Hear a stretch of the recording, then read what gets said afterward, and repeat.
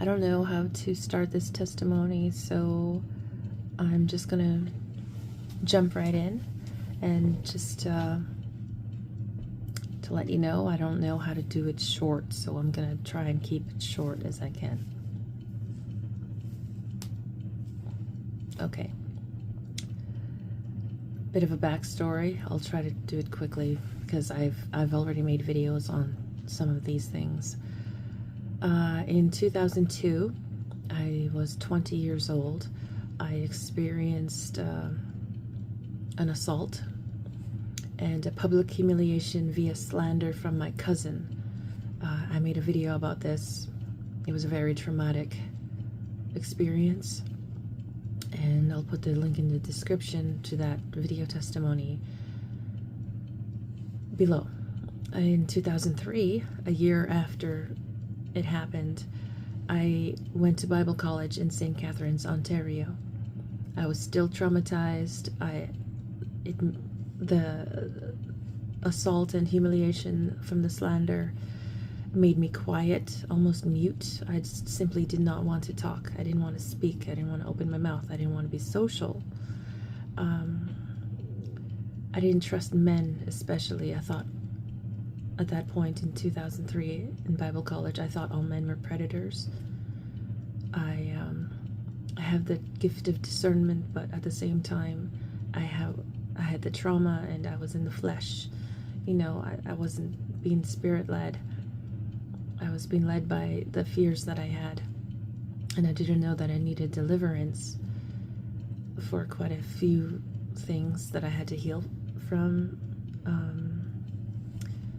And during the 2 years that I was in Bible college, from 2003 till 2005, I experienced bullying to a phenomenal degree, considering I was in Bible college. The first year was not so bad. Second year was really bad. It had become, at that point, in my opinion, socially acceptable to bully me in Bible college. I left Bible college disillusioned. I thought I would experience Christ in all the students. There were some good, God-fearing people there, some people who lived for God and from God. They lived for love and from love, because God is love. They were very few, but they were there. But the majority of the staff and student body, they were bullies. And I can't have been the only person they were bullies to, but I took it hard. And from 2005, after graduation, to 2010, I backslid. I left St. Catharines. I moved back to Timmins, and I abused alcohol. I did that for 5 years, and I was back and forth during that time from St. Catharines to Timmins, and I just was not rooted anywhere. I was just always traveling. A lot happened, a lot of travel. I did not heal during those years. And in 2011, August 2011, I went to India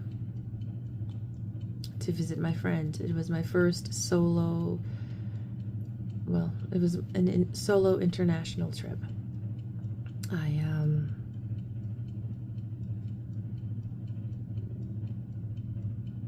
I learned a lot about myself. I learned that my identity at that point in 2011, so much of my identity had been rooted in simply being Native.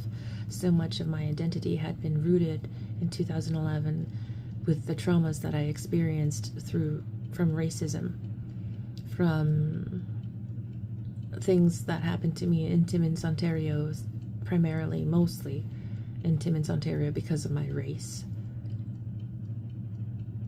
The stigmas against Natives, I had no idea. I didn't know that about myself, that my identity was so rooted in the trauma of racism. until I went to India and experienced a culture that was so similar in a lot of ways, but so very dissimilar in the ways that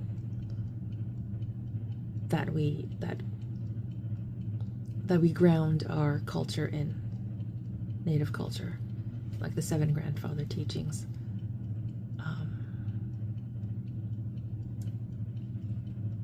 After a few months, me and my friend who I had gone to go visit, she started to fear for my safety. She was afraid that I would be made to disappear.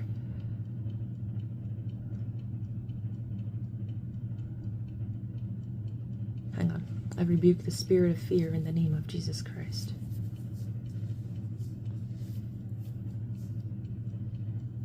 I command you to go now in the name of Jesus Christ. Go.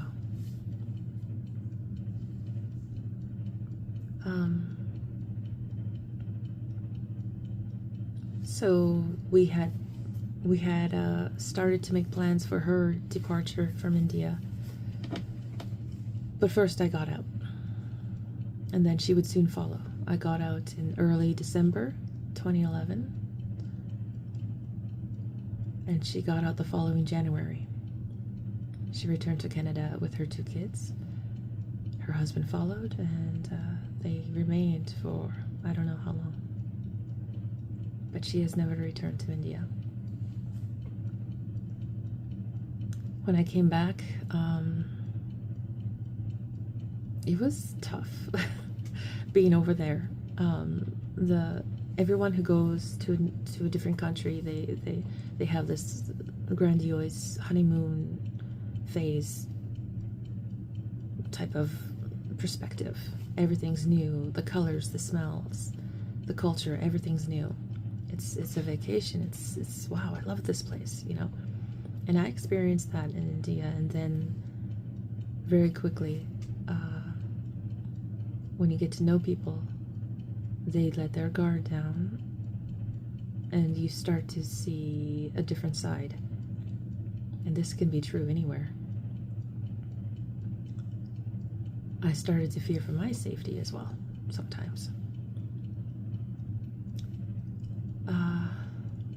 And my friend, she was afraid for my safety. She said, if you ever disappeared, I will do, what did she say?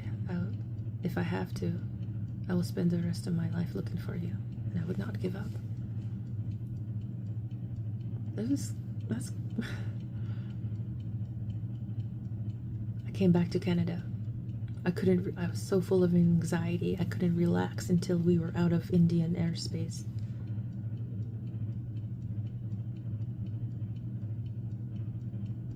And then I slept almost the whole plane ride back to Canada.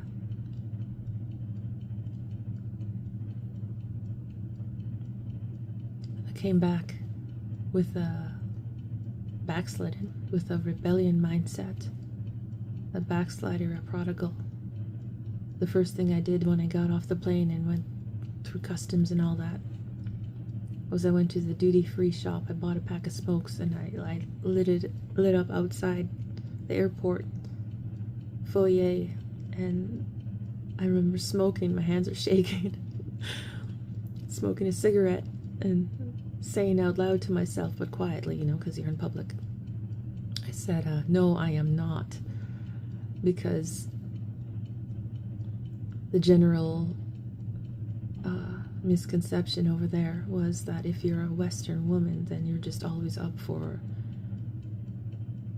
sexually immoral activities. And having gone through the SA and the trauma that I never healed from, to go into a place where there was actual danger triggered me multiple times.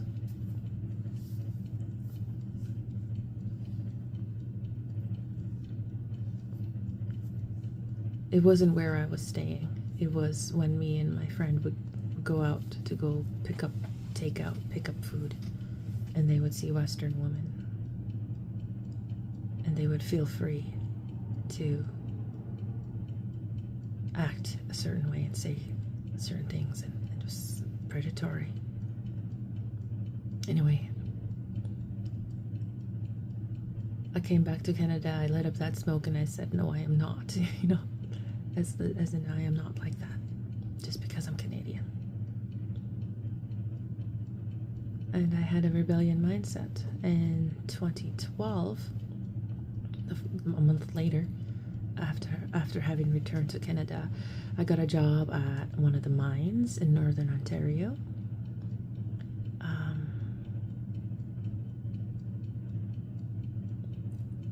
That was in January 2012. It was fun.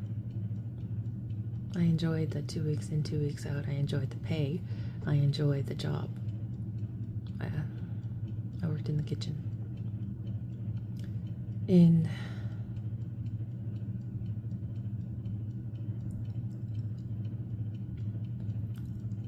late 2012, I think it was August, whenever the blue moon was, in August 2012, I met somebody at a bar. I thought he was somebody from Bible college because he looked just like him from the side. And I was like, oh, hey, you. And I went up to him. And I said, are you so-and-so? And I remember as I was walking up to him, God said, don't talk to him. Like, danger, danger ahead, danger. And I ignored it because I was living in rebellion. I was drunk. And I was starting to open up to the idea of, I was 30 years old. And I was starting to be ready for a relationship. Like, the desire was finally there. But I was so not ready. I had all this trauma, unhealed trauma, fears, socially inept. People at work described me as like a child. I was like a child. Not that I was immature primarily, but mostly that because I was like, I acted like I was 6 years old. Everything was like, wow, look at that. You know, I was very childlike. I was very naive. Still, at age 30, I was very held back socially because I hardly ever socialized through my entire life. I cannot stress that enough. I just never really ever had friends and or social experiences. And so I saw him. I thought he was the Bible college guy, and I said, hey, you know. It wasn't him. It was somebody else, obviously. But we ended up talking, and we ended up talking from the bar until about 5 a.m. And I remember saying, I feel so comfortable. This is very weird for me. It's not like me. And he said, me too. I was like, we felt so comfortable. And it really was not like me. Like if somebody were to hit on me back then, I would get violent, or it would not be a good thing, a good result, because I was afraid of men. But I thought he was a Bible college guy, and I was under the influence of alcohol, and I was oddly comfortable, which never happens at that point. And we ended up trading numbers and phone numbers, and very quickly got into a relationship. It was a relationship marked by emotional and mental abuse. He was not nice, but I was so eager to please, and I lowered my standards just so I could have a relationship. My first ever relationship, I was 30 years old. And I had no business being with that guy, and he had no business being with me. I had to lower my standards, you know, just to pursue a relationship, because I really wanted one, you know, and it was a waste of time. And also, God told me from the start, danger, danger, don't talk to him, danger, you know. It was a sense of, don't talk to him. I should have obeyed, because I'm still paying for it in 2025. What is that, 13? No. Yeah, 13 years. 2012, 13 years later. I'm still paying for it. That's crazy. That was 2012. I made a video testimony on that, the Delilah video.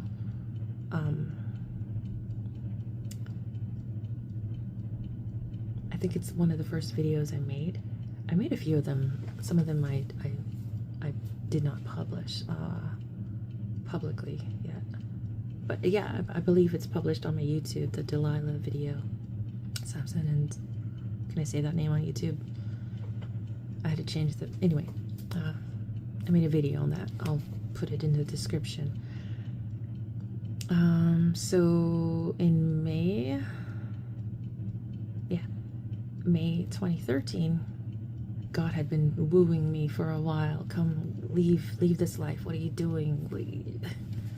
It's like the prodigal son. You're in the pigsty. What are you doing? You're royalty. Get out of this. Come. There was a sense of urgency. I had to leave that relationship in my life in Ottawa. Oh, because we met in Timmins, but we ended up moving to Ottawa. He hid me. He kept me as a secret from a lot of people because he wanted to appear single on Facebook. It was bad. It was a bad relationship. Anyway, I had this sense of urgency to leave. It had to be now, or I would miss out on something. It was like that. So one day, the final weekend in May, and I remember because it was a Monday. It happened so fast. It was a Monday, or Tuesday. Was it Tuesday? It was a Tuesday, sorry, because 3 days. It was a Tuesday morning. I hopped on the bus, and by Tuesday evening, 6 o'clock, I believe it was, maybe it was a bit later, I exited the bus in St. Catharines. I had nowhere to go. All I had was my duffel bag. I had no contacts. I had no friends in St. Catharines. But there was just this huge sense of urgency that you gotta go now. And so I did. And I hopped off the bus with my duffel bag, and I walked across the street to the women's shelter, and they had a room for me. Thank God. I said to God, I'm gonna jump, and I believe you're gonna catch me. And I did. And oh my gosh, he did such a good job with catching me. So Wednesday, I start apartment hunting, room rental hunting, job hunting. And Friday, 3 days later, I had a job lined up for the following Monday, which meant I had the weekend to relax. I had a monthly bus pass. I had a few $100s in my pocket. I forget how much. I think 300. I'm not sure. I had a room rental in a very clean, safe Christian home. I had the whole basement to myself, a private bathroom, a real fireplace. It was really nice. The furniture was like fancy and nice. It was clean, safe. He caught me. He did such a good job catching me that to even talk about it today, my God takes care of his babies. He takes care of his children. When he catches you, he makes sure you're safe and well taken care of and comfortable. Sometimes discomfort is for our growth. Sometimes it's to let us, our comfort, sometimes our comfort is to let us know he's in control and he's got us. And man, he did a great job catching me. And thus, June 2013 started my new life with Christ. I had to heal from the relationship. I had to heal from the abuse. I had to heal from the traumas of the past, the assaults, the slander, everything that I was running away from with the alcoholism, all the lies and slander the ex, that guy had said about me when I was with him, because he lied about me to his friends and family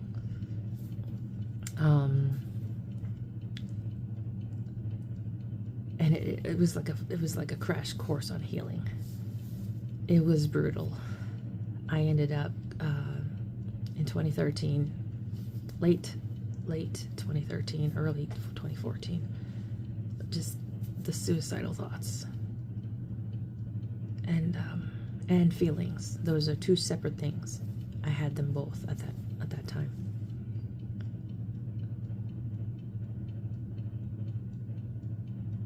I made a video on that, and I'll leave it's a shorter video, but I'll leave that link in the description below somewhere.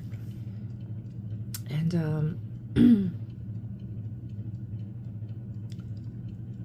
2014, I met the man who would become my husband shortly after I said the prayer, after healing and going through certain things. When you say I'm going through it, but what's really happening is you're in the palm of the hands who defeated death. You're in the palm of the hands who carry the cross. You're in the palm of the hands who held captivity itself captive.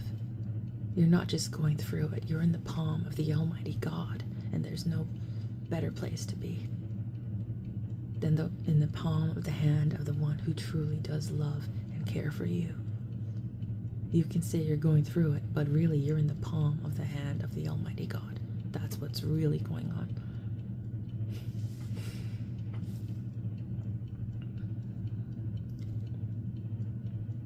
I said a prayer, something to the effect of, God, if you have a man for me, that's okay. Count me out. I'd rather be single.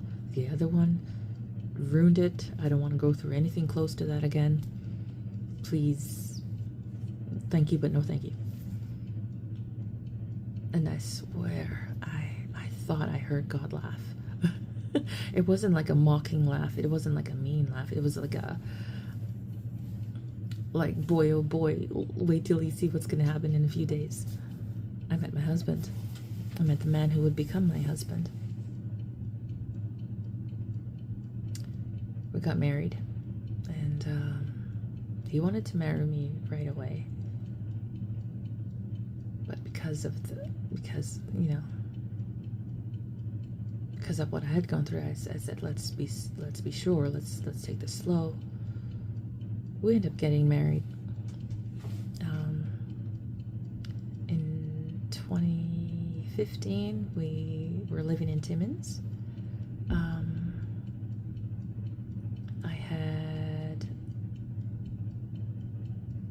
In 2015, we would end up having a baby, and that was it for me. I'm a wife now. I'm a mom now. That is what I am.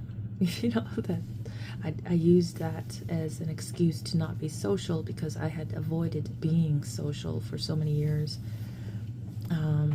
In 2012, when I worked at the diamond mine, I wanted to be social. It wasn't for lack of trying. I was just so exuberant and childlike and weird in that way that I was, how come you're not tired? How come you're not cranky? You're smiling all the time.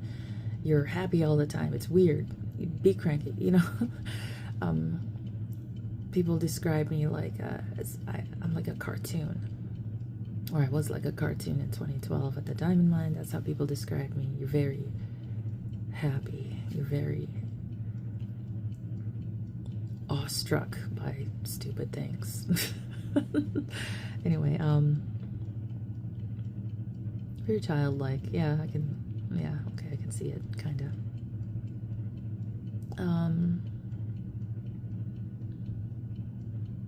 And so I gave up on being social. I was a wife now. I don't have to be social. I got wife duties. I got mom duties to handle. I didn't realize at the time until this year, 2025, that I was hiding. I was hiding. I was scared. I was scared of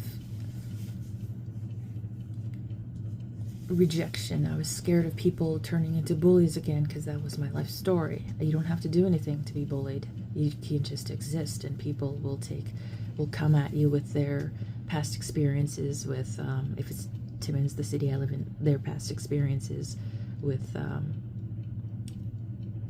Native people, their past experiences with women, their past experiences with women of a certain skin type, their past experiences of women who look a certain way, who dress a certain way. You know, it has nothing to do with you.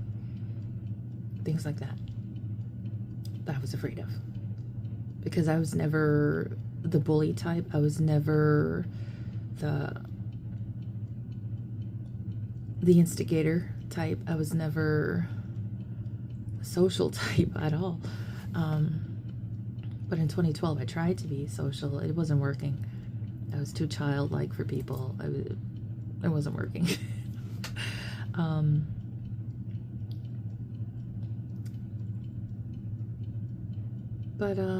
Yeah, so I didn't realize until 2025, this year, that I was hiding behind being a wife and mom. And, back to, so in 2016, I get a friend request from a woman who I refer to in my videos as X, because I don't want to share her name, her identity, because of what she has said and done. She is a prodigal. I feel like it's my duty to take care of her in the sense that I can protect her. If you're not a Christian, then you probably won't understand why. I feel this compulsion, this compelling urge to suffer for her sake. If anyone's going to suffer in this situation, why not me anyway?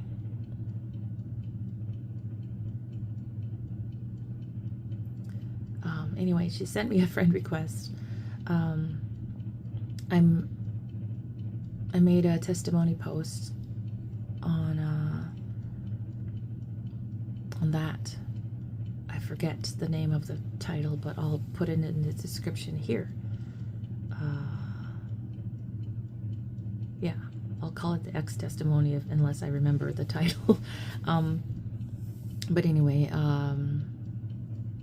she sent me a friend request. She sent my sisters a friend request as well. She said she wanted to get to know her dad. Sure, her dad's side of the family. I have tons of cousins who I don't know. If they were to walk by me on the street, I wouldn't know that we're cousins. I grew up urban, away from the reserve, away from family. And consequently, I don't know who most of my family members are. Cousins, native culture.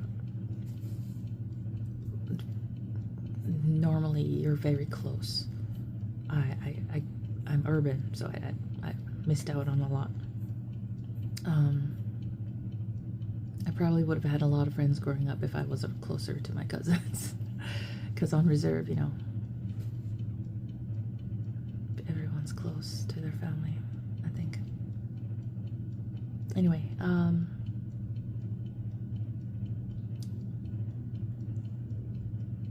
she said she wanted to get to know her dad's side of the family, and that meant me and my sisters, and she added all of us, and I was so pleased. I was like, someone wants to get to know me?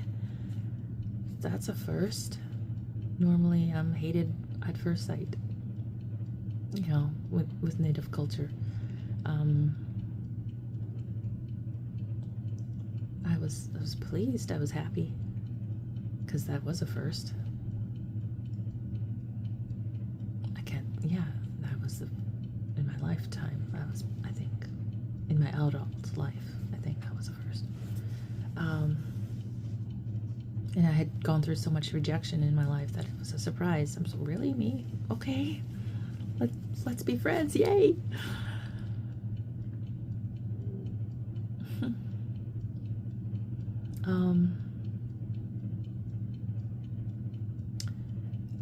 As it turned out, she was okay,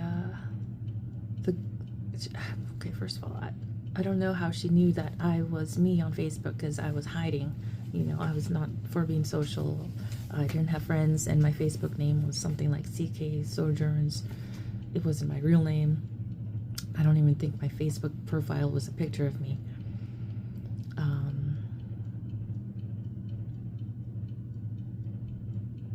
Yeah. So she somehow found out that I am me and added me as a friend, and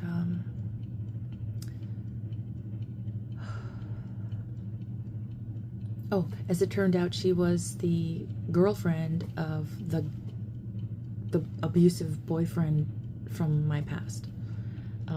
Yeah. And I had made a testimony post, not a video, just a Facebook post about the abuse I had gone through. I think I mentioned India. It was all one long post, and the things I had to overcome, how to get over a soul tie, how to break a soul tie. And she sent me a message later on. I don't know how long later. She said, I'm going through the same things that you went through. He's doing the same things to me.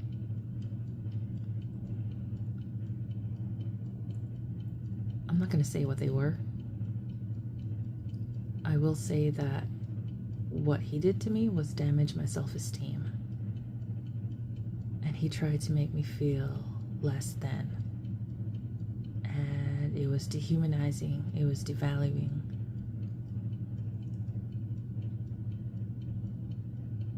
It was mean-spirited. It was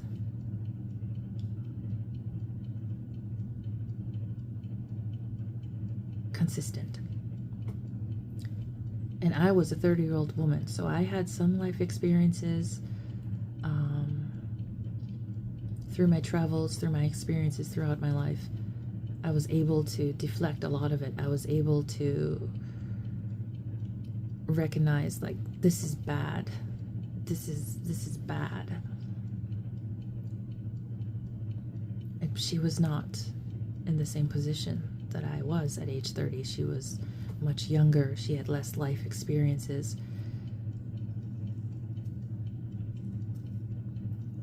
She had less knowledge of how to recognize certain things and all that, and she was more susceptible to the damage that the things that he did inflicted. I'm trying to be vague.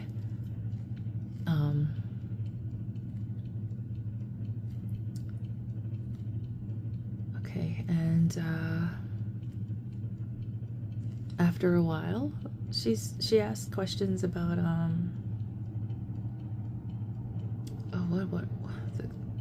they were random, seemingly random questions. When did we meet? She's talking me and her boyfriend, the ex, her boyfriend. Where did we meet? How did we meet? How did you break up? I answered them. I thought, okay, sure. It was very naive, I guess. I don't know. After a while, the questions started to become more like, he did this. Should I break up with him? And that was a recurring question. Should I break up with him? Like, I'm the ex. That's inappropriate for an ex to answer, so I never answered. I would always say, and this is what you should do to prodigals, by the way. I'm talking to Christians here. What you should do to prodigals is always draw them, remind them of Christ, bring Christ into the situation, into the scenario, into the conversation. I'd say, no matter what you do, whatever you do decide, just come back to Christ and you will have peace about it. you will have peace as to what you should do, is what I meant to say. It's all about peace.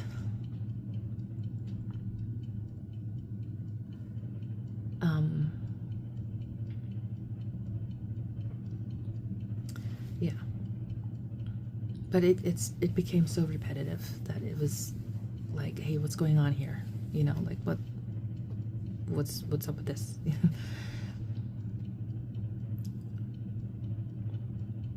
But I also, you know,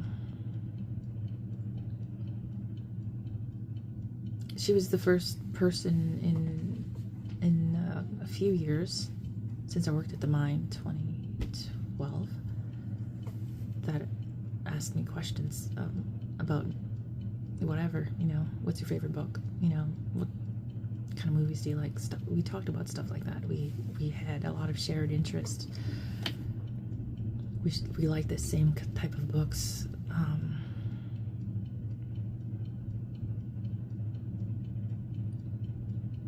I thought I was making a friend.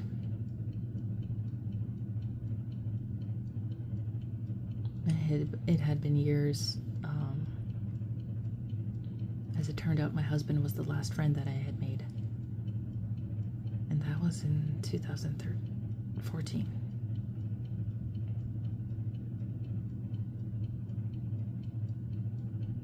She turned out to not be a friend. What happened was in 2018, me and my husband, we have strong strong wills. I guess that's a nice way to say that. We both have this mentality of my way.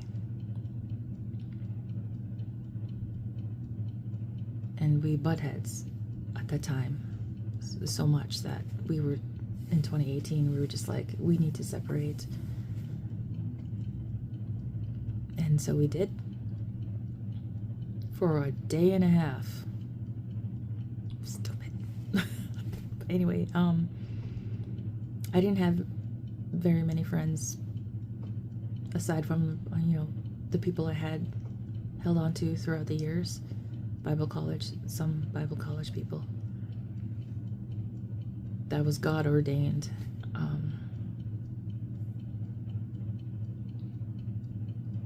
But my Facebook had my husband. Some of his friends were on my Facebook because he had a Facebook, but he rarely used it. So he would just use mine. And so I made a post saying, I did this to save myself, and I didn't have a large friend list at the time. To me, it was a lot. It was too much meaning. And so I made a post saying that we separated. Jeremy, I said his name. That's my husband's name. Anyway, we separated, and he's going to St. Catharines. Me and the kids will stay here. And the whole point of that post was to save myself from the questions that I would inevitably encounter, like at church, or if I ran into somebody, one of his friends in public, and they would be like, "Where's your husband?" And I would end up having to say, "We separated." And I didn't want to have to repeatedly do that. So to save myself, I made that post. And it seemed like a good idea at the time. I don't advise anybody to do that. Keep your personal life private, you know, even on Facebook. Don't divulge, because the enemy is always watching, always looking for an opportunity, looking for an open door, a careless word, a careless whisper, whatever, you know. Anyway, a day and a half later, me and him reconciled and said we're gonna give it another try. And I had a habit back then of deleting my Facebook and making a new one because my friends list was getting too big for my comfort, because I wanted to hide. I wasn't consciously doing this, by the way, hiding. Anyway, so I deleted I don't know how many people off my friends list, and I was gonna make a new one, but I just decided I'll just keep it, and I deleted people, and X was one of them. And I believe she may, in my opinion, she may have taken it as a bigger rejection than it was. To me, Facebook is nothing. Facebook is just Facebook. It's social media. It's whatever. Some people take it seriously. If you delete someone, they might take it personal. And I believe she may have taken it personally.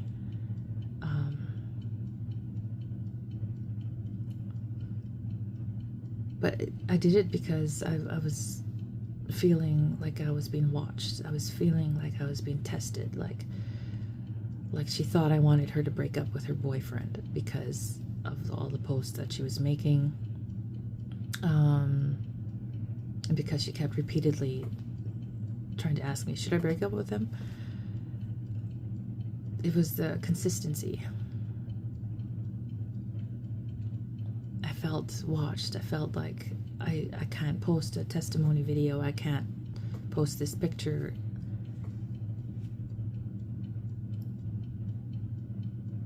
So I deleted her. And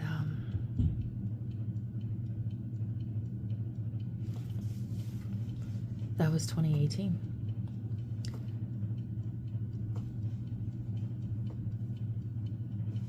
I think I blocked her after a while. So fast forward to 2022.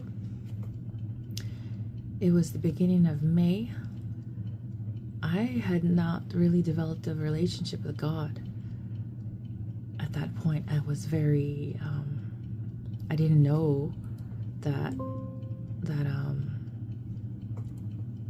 being married, being a wife, and being a mom, I didn't know that I had made those things into an idol. That for new believers, an idol is anyone that you place between you and God, that you place as more important than God. That's what idolatry is. It can be anything. It can be anyone. It can be a belief. It can be a way of thinking. It can be a mindset. It can be a person. It can be a job. It can be anything, man. It can be anything. And for me, in May 2022, it was being a mom, and it was being a wife. Anyway, I remember, because this is how the enemy works. The second I decided, okay, I realize I'm not living for God, not for real. I've been deceiving myself, so I'm gonna go all in. I'm gonna live for Christ. I'm gonna do His will for my life. A few hours later, I get a friend request from X, because I had made a new Facebook, and so she saw me. And I think how she saw me was a mutual relative that we were both related to had made posted a picture to Facebook and tagged X in it. And it was a memorial type gift that X had mailed to this relative. And I loved it. I thought that was so nice. That was so thoughtful. So I put a heart reaction. Facebook heart reaction. And because she was tagged in it, she must have gotten the notification. Now that relative is popular. So she must have gotten quite a few notifications for every like and heart emoji on that post. But I think that's how she saw me, because soon after she sent me a friend request. Now, I'm looking at the request and I'm thinking, okay, it's been 4 years. Maybe, hopefully, she has grown more secure in a lot of ways. Maybe she has matured, and I had hope, and I had so much hope. But against my better judgment and my desire to have a friend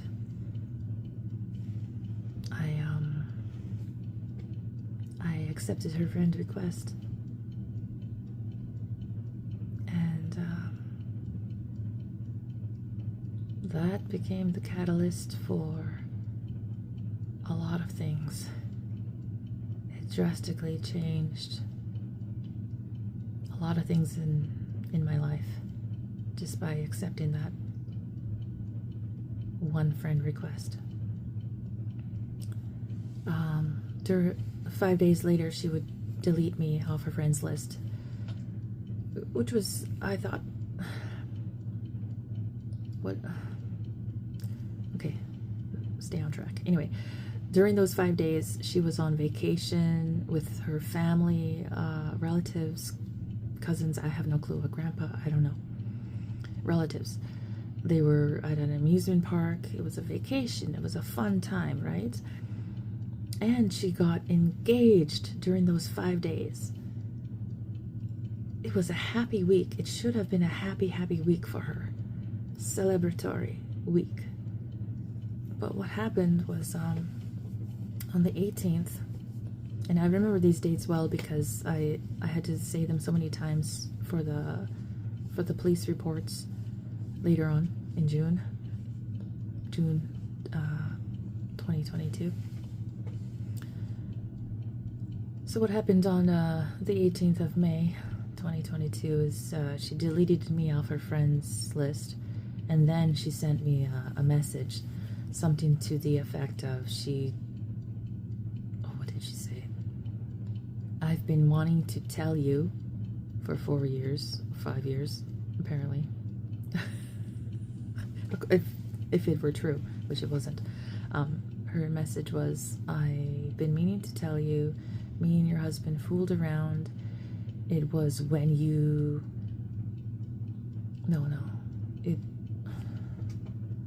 Hang on. Me and your husband... Let me pull up the messages, type in her name, and... As I don't delete anything ever. This is the same Facebook.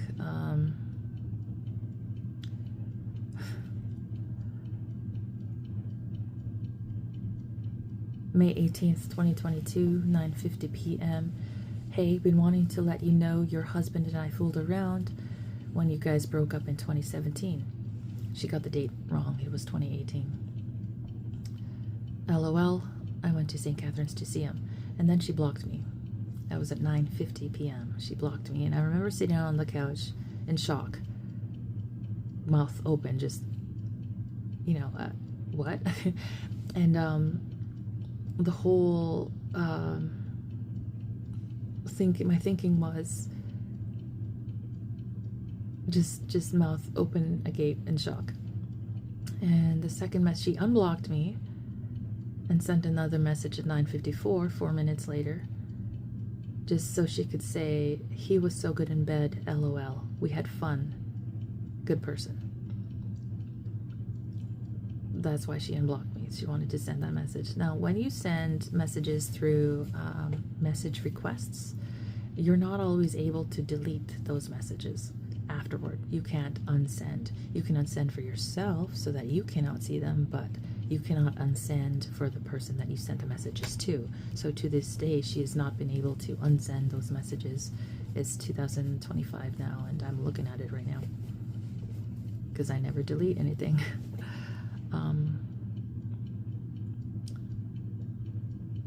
If she tried to block me again, I don't know. Facebook would not allow it. So I'm sitting there and I'm in shock. I'm sitting on my couch, I remember, and I'm looking at my cell phone in my hand and my mouth is open, and I remember being in disbelief, just not believing her, of course, because it's impossible for a few reasons. Mainly because we only separated for a day and a half. He was not on the opposite side of the country, as she claimed he had been. She got the date wrong, and he had not even been to that part of Ontario since before 2017. Since before. So that's a huge thing to lie about. She did not put a lot of thought into it. And I remember sitting there holding the cell phone thinking, like, OMG, she actually tried it.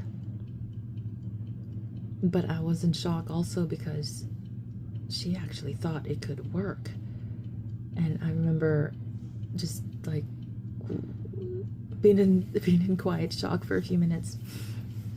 Maybe it was 2 minutes, maybe, I don't know. And then immediately I pick up, I open my cell phone and I go straight to my sisters. We all have this private group for me and my sisters and my mom. And I said, oh my gosh, you guys, I'm being bullied. It's a huge thing. It's always been a huge thing for me to be bullied. I've never really have taken it well in the past. Because I would try to be social. I would avoid being social. My whole life is just me not being social on purpose, just to hide, because I was afraid of people. I was afraid of rejection. I was afraid of being bullied again.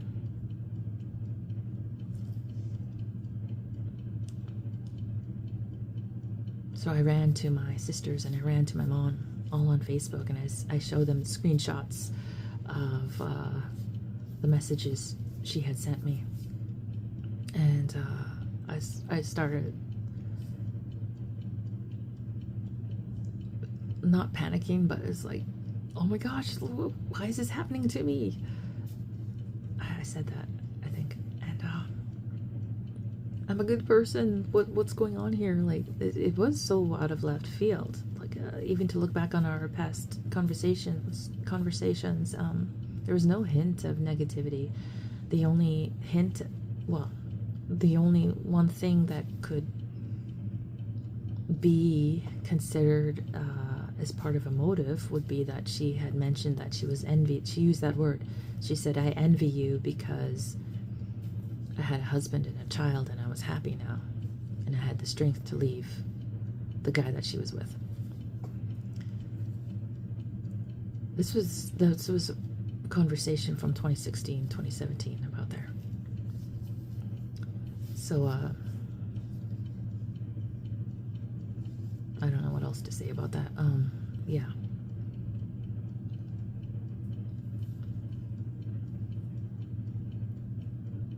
That and her asking me should I leave him? He did this bad thing, should I leave him? You know, the consistency of those questions.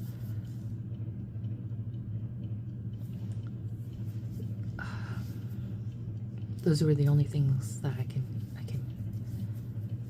garner any clues.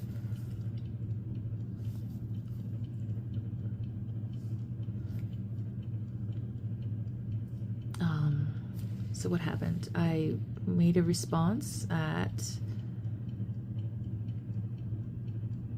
2:20 a.m. It's like 3:30 in the morning right now.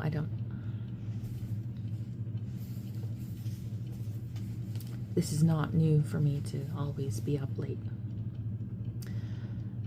Anyway, so that was my response a few hours later was, I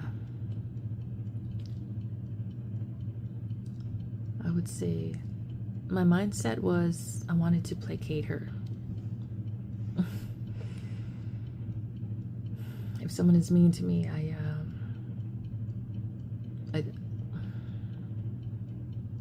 would always try to figure out, like a puzzle, what's the source, what's the problem? Is it me, or did I do something wrong, or are they mad because they woke up grumpy? What's going on here? This is a problem. I have to fix it. I have to fix it right away. That was always something about me. Even if I can't fix it, I have to fix it. And with this problem, whatever the problem was, I didn't know what the problem was. She was lying about me. She was lying to me, I should say, at that point. So I sent a reply. I feel like I shouldn't share it yet. One, it would exonerate me, but that's God's job.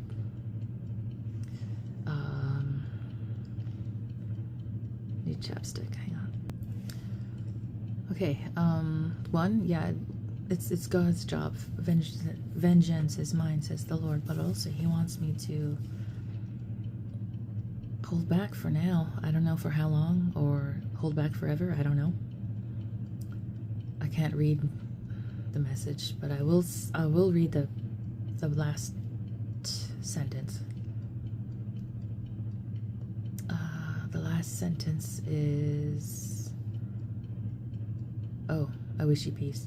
Okay, the last 4 sentences is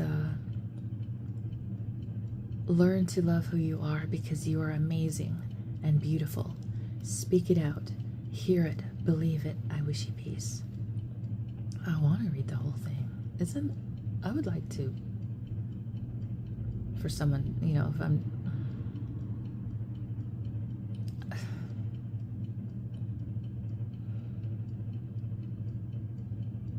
I talked to her with respect. I wanted to placate her. I told her I'm not mad.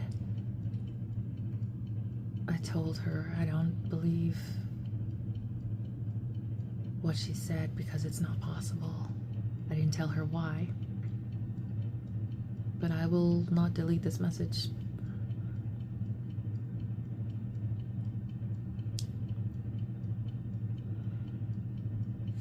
I don't know where that comes from. If someone's mean to me, I want to fix it. I don't know. It's not my job. It's not something I do now. Anyway,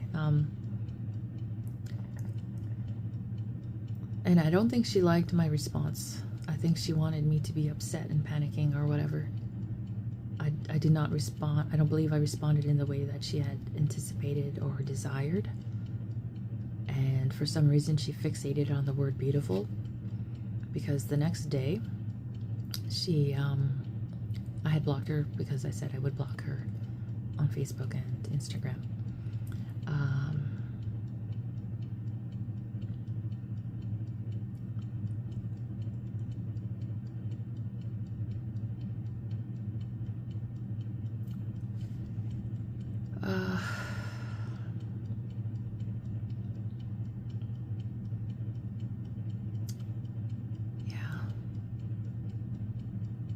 Where was I?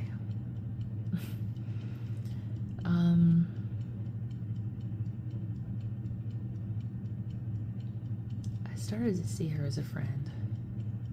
I had hope, and this just shot that all down. Deflated that hope. How do you recover from that, you know? Anyway,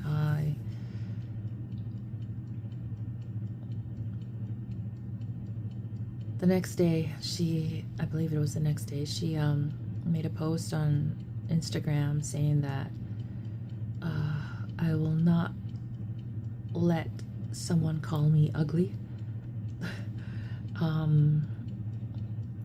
You're jealous of me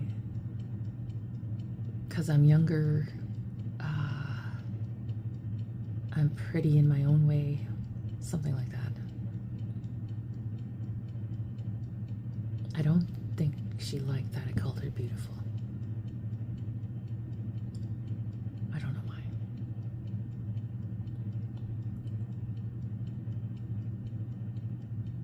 But the ex, when I was with him, he used to say stuff that would be damaging to self-esteem. And she said that he was doing the same thing to her, so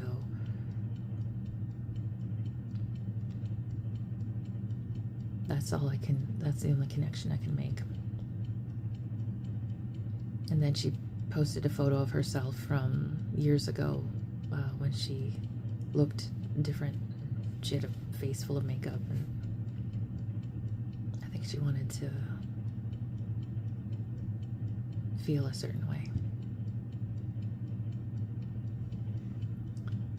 I have to plug in my phone.